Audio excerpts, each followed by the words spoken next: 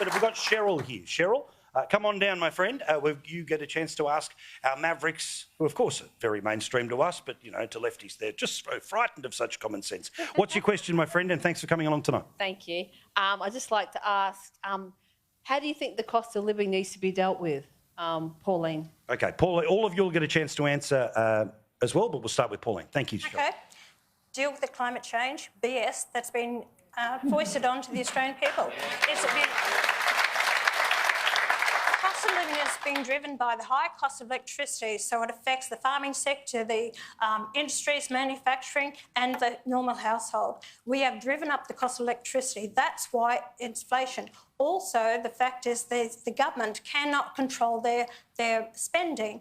This government has driven up from $600 billion when it took over from the coalition government up to $1 trillion now, and over the next year and a half it'll be driven up to $1.2 trillion in debt that we have. It's overspending. They can't manage the country. They're absolutely bloody hopeless as far as I'm concerned. This government needs to go. All right. Bob, cost of living, Qatar Australia Party, how do you deal with it? The markup on food from a basket of items we took is 200%. It was 100% when Woolworths and Coles had 68 and 72%. No country in the world has the concentration of market power that Woolworths and Coles have in Australia. Whilst you've got two people to sell food to, two people to buy it off, you're going to get screwed, and you're getting screwed on a grand scale. My potato farmers get paid 90 cents. You pay $3.95. I mean, for the humble potato. Fuel. Brazil, one of the most advanced industrial countries in the world now. Brazil is filling up their petrol tanks for $1.09. You're filling up for $1.91 because they get ethanol and you haven't. And also you buy all your fuel from overseas. Every litre of fuel comes from overseas. In 1992, we were self-sufficient in fuel. And finally, electricity. I was the energy minister. There is no justification for $1,000 a year, and it's $3,300 a year. What did they do? They gave themselves $1,200 a year. The government taxes your electricity for $1,200, and then to save the planet, they charge you another $1,300. So there you go. On fuel, food and electricity, there's massive savings for a government that does the right thing by their people. And that is not happening now. Good stuff. Matt? We know this is front and centre for lots of people.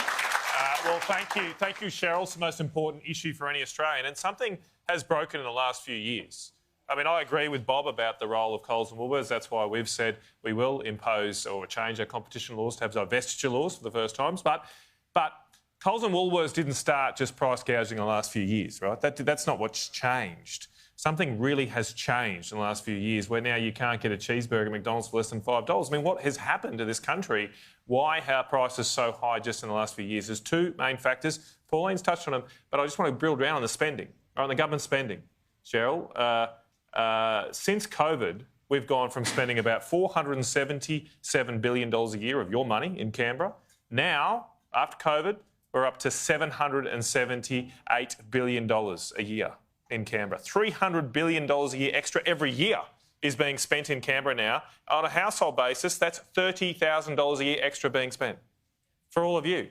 That's the kind of debt. So $1 trillion sounds like a big figure, but it's $30,000 every household extra being spent. This is not sustainable. We have to scale that back. And then the other thing is the energy. We've just lost control of this. We've walked away from cheap coal-fired power. That's our cheap energy source. We've shut those coal-fired power stations down. Price has gone up. You know, over this campaign, it's a 5-week campaign, right? China's building 2 coal-fired power stations a week. So they're going to open 10 coal-fired power stations while we're all debating about doing more batteries, wind and solar. It is a joke and it needs to change.